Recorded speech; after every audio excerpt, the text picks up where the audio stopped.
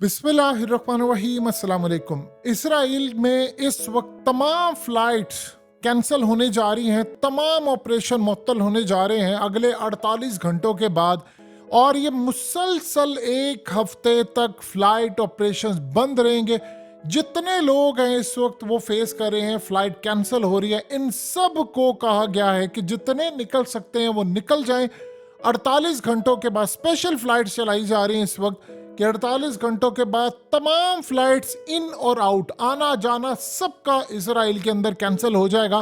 क्योंकि इसराइल जो कुछ अब करने वाला है खतरनाक मामला, वो पूरी दुनिया के अंदर एक बड़ी जंग अजीम की तरफ मामला जा रहा है। इसराइल करने जा रहा है अब जमीनी ऑपरेशन गजा के अंदर, और गजा में ग्राउंड पर जाकर जब वो ऑपरेशन करेगा तो वो कत्लेआम की तैयारी कर रहा है। इस सूरत हाल में लिबनान ने वार्न कर दिया है कि अगर ग्राउंड पर ऑपरेशन शुरू हुआ गजा के अंदर तो हम जंग डिक्लेयर कर देंगे, और उसी वक्त मिसाइल फायर कर दिए जाएंगे। हर तरह की जो हमारे पास है, ड्रोन्स है, असला है, जितने फाइटर्स हैं वो सारे मैदान में उतार दिए जाएंगे। फिर चाहे वो तूफान मिसाइल हो या ईरान से मिसाइल लेकर करें, जितने रिसोर्सेज हमारे हैं वो फेंक देंगे, और उसके बाद इंटरनेशनल सतह पर वो ऐलान कर देंगे कि दुनिया भर से जितने फाइटर्स हैं वो लड़ने के लिए पहुंचे। इस वक्त इसराइल के खिलाफ बहुत बड़ा ऐलान जंग हो जाएगा, यानी वो मुसलमानों को कहेंगे। ये जो कहानी है, इसको अगर आप ये समझना चाहते हैं कि कितनी खतरनाक हो रही है, तो इस वक्त पुतिन ने इमीडिएटली फलस्तीन के सदर महमूद अब्बास को बुलाया है कि हंगामी बेसिस पर इमीडिएटली पहुंचे मॉस्को। आप जानते हैं कि पहले इराक के प्राइम मिनिस्टर पहुंचे थे, उनको उन्होंने कह दिया कि जंग हमने लड़नी है। अब इराक ने ऐलान किया है कि पुतिन फौरी तौर पर आगे आए और इसका कोई सोल्यूशन निकाले। उधर मॉस्को पहुंच रहे हैं पैलेस्टीन यानी फलस्तीन के जो सदर हैं। जब वो वहां पर पहुंचेंगे और पहुंचने के बाद वहां पर पुतिन उनको कहेगा कि दो काम हम करने जा रहे हैं। एक, अब पूरी दुनिया के अंदर जो मुस्लिम है उनको आप अब इनवाइट करें कि वो आकर यहाँ पर इसराइल के खिलाफ लड़ाई करें। फिर हम आपको बैक करेंगे, हम आपको हर तरह का हथियार देंगे, सहूलत देंगे, पैसा देंगे, आवाज़ उठाएंगे, और हम शाम के अंदर मौजूद होंगे।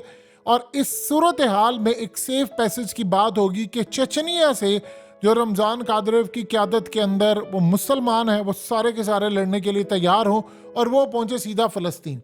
वो शाम के अंदर उतरेंगे, वहाँ से आगे फिर फ़लस्तीन। इसी तरह उसके बाद पुतिन ये चाह रहा है, चूंकि उसने अब जो ऐलान किया, उसने कहा है कि पूरी तरह हर बात अच्छी तरह समझने के बावजूद अमेरिका इस खत्ते के अंदर आ रहा है, और अमेरिका का काम क्या है कि वो एयरक्राफ्ट कैरियर अपने लेकर आए और यहाँ पर हमला करने के लिए आए। ये तो तीसरी जंग अजीम को दावत देने वाली बात, यानी उसे क्लियरली ये बात आज कह दी है। उसने कहा कि ये इतना खतरनाक कॉन्फ्लिक्ट होने जा रहा है, इतना खतरनाक होने जा रहा है कि ये पूरे मिडिल ईस्ट में फैल जाएगा, हर गली कूचों तक ये फैलने जा रहा है। उसने कहा इसका सारा जिम्मेदार अमेरिका है। मैं अमेरिका से पूछना चाहता हूं कि तुम्हारा काम क्या है कि तुम इस जंग के अंदर कूदे हो, और इसीलिए अब ये पूरे खित्ते के अंदर जंग बदलने जा रही है। यानी आप ये देखें कि ये जो ऑपरेशन इसराइल ने करना है, इसमें पुतिन क्या चाह रहा है। पुतिन ये चाह रहा है कि पहले तो ये रुके। उसने कहा कि हर मुसलमान के दिल में फ़लस्तीन बसता है, और जब फ़लस्तीन का और इसराइल का मामला था और इसराइल के क़याम की बात हुई थी, तो तब ये भी ऐलान किया गया था कि फ़लस्तीन की रियासत होगी। तो आज कैसे फ़लस्तीन की आप रियासत को छीन सकते हैं, कैसे आप उसको अलग कर सकते हैं। अब इस वक्त सूरत हाल ये है कि अगर अमेरिका को यहाँ पर खुली छूट दे दी गई, देखिए पुतिन को तजर्बा है अमेरिका को हराने का, उसे यूक्रेन के अंदर सबको हराया है। अब अगर यहाँ पर वो कूद पड़ता है तो शाम एक अखाड़ा बनेगा, क्योंकि शाम से असल में लड़ाई होनी है। पुतिन भी वहां पर मौजूद है, रूस भी वहां पर है, वहां चेचनिया के लोग आने, और उम्मत मुस्लिमा को पूरी इंटरनेशनल सतह पर कहा जाएगा कि वॉर डिक्लेयर हो गई है, जंग शुरू हो चुकी है। उम्मत मुस्लिमा, मुसलमान जहां जहां पर हैं वो शाम पहुंचे, और शाम से बड़े पैमाने पर लड़ाई होगी। क्यों? क्योंकि इसराइल ने जो फैसला किया है, उन्होंने इजिप्ट का इलाका फतह करना है, उर्दन का करना है, लिबनान का करना है, पूरा फ़लस्तीन करना है। इसके बाद वो अपनी बाउंड्रीज बढ़ाएगा। यहां पर एक बात आप ज़हन में रखिएगा, नेटो पूरी तरह इस जंग में शामिल हो जाएगी। इसराइल नेटो का रुकन नहीं है, ये समझिए, लेकिन उसके बावजूद इसराइल को मदद करेगा अमेरिका, क्योंकि अमेरिका जहां पर जाएगा नेटो के आर्टिकल 5 के तहत उसके दिफा का हक है, यानी उसको मदद करने के लिए पहुंचेगा। तो ये सारी फोर्सेस वहां पर उतरना शुरू हो जाएंगी, और इस सूरत हाल में रूस ने पहले ये देखा कि अफगानिस्तान के अंदर जब अमेरिका की फोर्स आई थी तो हमने गलती की थी अमेरिका को इतनी बड़ी स्पेस देकर, उसका खित्ते को नुकसान हुआ। तो जहां पर अमेरिका जाता है वहां पर रूस कूद पड़ता है। इसीलिए पुतिन ने कहा है कि अमेरिका इस खित्ते को खून में नहलाना चाह रहा है और वो चाह रहा है कि पूरा मिडिल ईस्ट राख हो जाए। अब ये जो असल में फ्लाइट्स कैंसिल का मतलब है, इसका मतलब समझिए। इसका ये मतलब है कि इसराइल ने हर तरह के मिसाइल मारने हैं, इसराइल ने हर तरह की जो कार्रवाई है वो करनी है और बड़ी खतरनाक करनी। ग्राउंड ऑपरेशन का मतलब है जो रास्ते में आ रहा है उसको भूनते डालो, जो आ रहा है मारते जाओ, उसको मारते जाओ और हर एक को ये इल्जाम देते जाओ कि हमास के लोग मार दिए, हमास के लोग मार दिए। देखिए, दो चीजें आप ज़हन में रखिएगा, इससे आम फलस्तीनी का तो नुकसान हो रहा है, यानी आप यहां से अंदाजा कर सकते हैं कि कितने बड़े पैमाने पर ये मनाजिर देखने के लिए बड़ा दिल गुर्दा चाहिए। यानी आप ये देख सकते हैं कि कितने बड़े पैमाने पर इस वक्त वहां के हालात खराब हो रहे हैं। इतना दुख हो रहा है कि खंडर बनता जा रहा है, यानी सही मायनों में जैसे कहते हैं कि वो खंडर वाली सूरत हाल इस वक्त पैदा हो गई है। वहां पर डॉक्टर्स मर रहे हैं, वहां पर आम लोग, आप ये देखें कि एयरपोर्ट से जो रश लगा हुआ है इसराइल के एयरपोर्ट पर, वो सारे लोग छोड़ छोड़ कर जा रहे हैं। वो कह रहे हैं कि हमने रहना ही नहीं है, क्योंकि वो कह रहे हैं कि इस वक्त इसराइल नाकाम हो चुका है। और दूसरी सूरत हाल ये है कि वहां पर अब यूनिटी गवर्नमेंट कायम होने जा रही है इसराइल के अंदर। अब ये यूनिटी गवर्नमेंट क्या, और ये भी पॉसिबिलिटी है कि जरूरी नहीं है कि उसको बाद में नेतन्याहू लीड करे, या हो सकता है उसको स्टेप डाउन कर दें। उसको वो वहां पर कहते हैं ये करप्ट है, 2 नंबर बंदा है और इसने वो काम नहीं किया जो करना चाहिए। कहानी का रुख ये है कि यूनिटी गवर्नमेंट जो इसराइल के अंदर कायम होगी, अगर तो उसको नेतन्याहू ही हेड करेगा इन केस, तो फिर एक बात आप ज़हन में रखिएगा, नेतन्याहू का फैसला नहीं होगा। यानी वो जो भी बड़ा इक़दाम करेगा उसमें तमाम पार्टीज की शमूलियत वहां पर होगी। यानी ये यूनिटी गवर्नमेंट का ये मतलब है तमाम पार्टीज की हुकूमत होगी। वो तमाम के तमाम लोग जो फैसले होंगे उनकी मुशावरत से होंगे, चाहे वो कोई न्यूक्लियर जंग का करना हो, चाहे वो पूरा फ़लस्तीन हड़पना हो, या मस्जिद अक्सा को तबाह करना हो, शहीद करना हो, मिसाइल मारना हो, जो भी फैसला होगा वो सारी गवर्नमेंट मिलकर लेंगी। और ये बड़ी खतरनाक सूरत हाल है, ताकि कल को कोई ब्लेम ना कर सके कि ये नेतन्याहू ने किया था, ये फलाने ने किया था, ये उसने किया था। वो कह रहे हैं कि इसमें फिर सारे शामिल होंगे। इस वक्त जो फलस्तीनियों का हाल है आप उसका अंदाज़ा नहीं कर सकते। इन्होंने इतना गजा के अंदर तबाही का खेल कर दिया है, इतनी तबाही कर दी है, इतनी तबाही कर दी है जिसका अंदाज़ा भी नहीं आप लगा सकते। इवन के हमास ने इसको कहा है कि तमाम मुस्लिम ताकतें आ जाएं, यहाँ पर ये लड़ाई अखाड़ा सजने वाला है। उन्होंने कहा कि आए, ह्यूमैनिटेरियन एड जो है उसको भी लेकर आए, और ये जो क्राइसिस यहाँ पर पैदा हो गया है उसने कहा है कि तमाम इस्लामिक कंट्रीज आ जाएं और आकर अपनी जिम्मेदारी अदा करें, गजा को बचाएं, फ्यूल से, मेडिकल सप्लाई से, फूड से और हैवी इक्विपमेंट्स दे आकर। और अगर इसराइल कुछ करता है तो तमाम मुस्लिम फोर्सेस मिलकर उसका मुकाबला करें, हम अकेले अगर नहीं कर सकते। यानी उन्होंने कहा है कि यहाँ पर क्राइसिस पैदा हो गया, बिजली बंद कर दी गई है, पानी बंद कर दिया गया है, यहाँ पर हस्पतालों का निज़ाम दरम बरम हो गया है, इंटरनेट बंद है, सब कुछ बंद है। तो अगर मुस्लिम फोर्सेस आकर मदद नहीं करेंगी तो सब कुछ हाथ से निकल जाएगा। वो बार बार मुसलमानों को कह रहे हैं कि इस वक्त तकरीबन 2.5 लाख फलस्तीनियों की जिंदगी तबाह बर्बाद है, यानी हो सकता है खुदा ना खास्ता उनकी जानें चली जाए। उन्होंने कहा इलेक्ट्रिसिटी, वाटर, तमाम चीज़ों का इस वक्त क्राइसिस पैदा हो गया। यहाँ तक उन्होंने कहा कि मास्क की भी ज़रूरत है, आप यहाँ पर आए, मेडिकल के इक्विपमेंट्स लेकर आए, फूड लेकर आए और इनकी मदद करें आकर। अगर आप मदद नहीं करेंगे तो उसने कहा कि ये बात ज़हन में रखिएगा, अगर उम्मत मुस्लिमा ने इसको रिजेक्ट कर दिया तो फिर उसके बाद यरूशलेम, मस्जिद अक्सा, कोई चीज़ हमारे हाथ में नहीं रहेगी। यानी आप अंदाज़ा कर लें कि इतने बड़े पैमाने पर ये तबाही लेकर आ रहे हैं। देखिए, पहले इन्होंने कहा था कि जी हमास ने ये जो हमला किया है असल में वो उसके पीछे ईरान है, लेकिन अब अमेरिका कह रहा है जी नहीं, उनको भी सरप्राइज कर दिया है। सारी कहानी असल में जो चीज़ ना समझ आने वाली ये है कि वो ये हमला होने दिया गया है, यानी ये हमला इसराइल ने होने दिया है ताकि उसकी आड़ के अंदर वो आगे बढ़कर ये सारे इकदाम कर सके।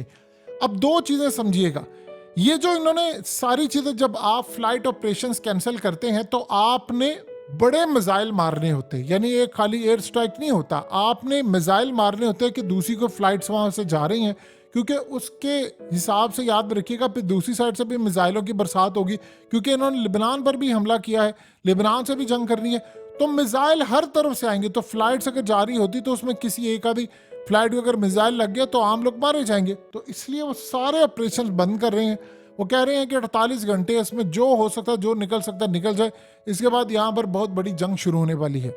अब आप ये देखें कि इसमें दो जो खतरनाक सूरत हाल है कि अभी तक इसराइल को रोकने के लिए कोई आगे नहीं आ रहा। उन्होंने जाकर सिर्फ और सिर्फ फ़लस्तीन को हमला करना है, लेकिन प्रॉब्लम यह है कि उम्मत मुस्लिमा की फोर्सेस क्या कर रही है, ना वो यहाँ पर सप्लाई पहुँचा रही है, मेडिकल वहाँ की सूरत हाल ख़राब है।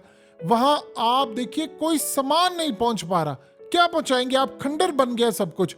तो इसको इसराइल को रोकने को तैयार नहीं है। आप ये देखिए कि अफगानिस्तान के अंदर जब जंग छिड़ी हुई थी तो तब भी तो वहां पर एड जा ही रही थी ना किसी तरह। यहां अंदाजा कर ले क्या मामला है। यहां तो उन्होंने पूरी तरह निजाम धर्म भरम कर दिया है कि कह दिया कि कोई बंदा नहीं आएगा अंदर, बाहर से कोई नहीं आएगा मदद करने के लिए, क्योंकि आप इसराइल की मर्जी के बगैर आ ही नहीं सकते। इस वक्त जो गजा की सूरत हाल है, आप यकीन कीजिए क़यामत खेज मनाजिर इस वक्त वो पेश किए जा रहे हैं वहां पर। और ये इतने तकलीफ दे मनाजिर हैं, इतने ज्यादा तकलीफ दे मनाजिर हैं कि जिसकी इंतहा नहीं है। अब लास्ट चांस है मुसलमानों के पास। देखें, हमास के पास इतनी ताकत नहीं है, आप जो मर्जी कह ले वो लड़ नहीं सकता इसराइल के खिलाफ बड़े पैमाने पर। अगर इस सारी सूरत हाल में गजा आपके हाथ से निकल गया तो फिर आप क्या करेंगे, फिर क्या करेंगे बताइए। ये बड़ी तकलीफ दे बात है, क्योंकि देखिए यूनिटी गवर्नमेंट जो कायम हो रही है इसराइल के अंदर, उसका क्या मतलब है। उसका मतलब ये है कि बड़े पैमाने पर वहां पर कुछ बड़े फैसले लिए जा रहे हैं, और वो इतने बड़े फैसले होंगे कि उसमें देखिए नो वर्कर्स यूनाइटेड नेशन के मार दी। इसराइल को किसी की परवाह नहीं, वो कहीं किसी भी जगह पर। अब कल को वो कहते हैं जी हमने मस्जिद अक्सा का तो मसला असल में कि उसके ऊपर हमला करना है, तो उसमें मुस्लिम ममालिक का अभी तक क्या रिस्पॉन्स है। किसी ने कोई ऐलान किया है सिवाय प्यूटिन के को उठकर ये बात कर रहा है कि यार यहाँ पर ये मसला है, बीच वाला रास्ता, बस सारे यही काम करते जा रहे हैं। और भाई वहां पर वो आपके यहाँ से फलस्तीन ले रहा है। वो प्यूटिन आपको समझा कर पागल हो गया है। वो कह रहे हैं कि फलस्तीनियों से उनका लैंड छीनने की इजाजत नहीं देंगे। बताएं कितनी देर तक। कोई उम्मत मुस्लिमा का अभी तक आप देखिए इस दफा तो कोई इजलास भी नहीं हो पा रहा हो इसी का अभी तक। आप एक इजलास करें, इजलास के अंदर कहें कि जी हम सारी फोर्सेज रवाना कर रहे हैं। किस मकसद के लिए ये फोर्सेज बनाई थी बताइए ना। यानी आपके हाथ से सारा फलस्तीन निकल जाएगा, मस्जिद अक्सा निकल जाएगी, जिस किबला की तरफ आप कभी नमाज पढ़ा करते थे वो आपके हाथ से निकल जाएगा। तो फिर तब फोर्सेस जागेंगी हमारी। उधर आप देखिए हर कोई बस ये बात कर रहा है कि अमेरिका ने किसी से पूछा था एयरक्राफ्ट कैरियर भेजने के वक्त, वो अपना एयरक्राफ्ट कैरियर भेज रहा है। वो कह रहा है कि चलो चढ़ दौड़ो मार दो जो आता है हाथ के अंदर। तो वो आपसे नहीं पूछ रहा, तो उम्मत मुस्लिमा किस चीज का इंतजार कर रही है। एक बात ज़हन में रखिएगा, जो चुप है ये आग सबके घरों में पहुंचनी है। उसकी वजह यह है कि इसराइल यहां पर चुप नहीं बैठने वाला। अगर उसने आप किसी को यह लगता है कि वो सिर्फ फलस्तीन तक चुप रहेगा तो किसी ने फिर ग्रेटर इसराइल का नक्शा नहीं देखा। यह बहुत बड़ी गलत फहमी है हमारी कि भाई वो वहां पर चुप रहेगा। उसने आगे बढ़ना है, उसने बड़े पैमाने पर जाना है और बड़े पैमाने पर तबाही करनी है।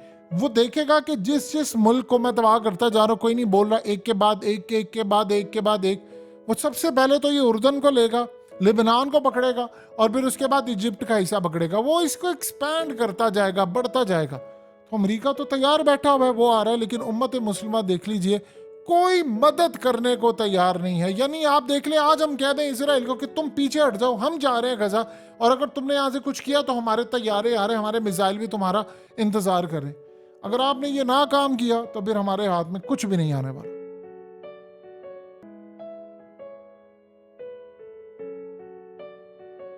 हकीकत टीवी को सब्सक्राइब करना मत भूलें, वीडियो को लाइक करें, शेयर करें और कमेंट सेक्शन में अपनी राय का इजहार जरूर करें।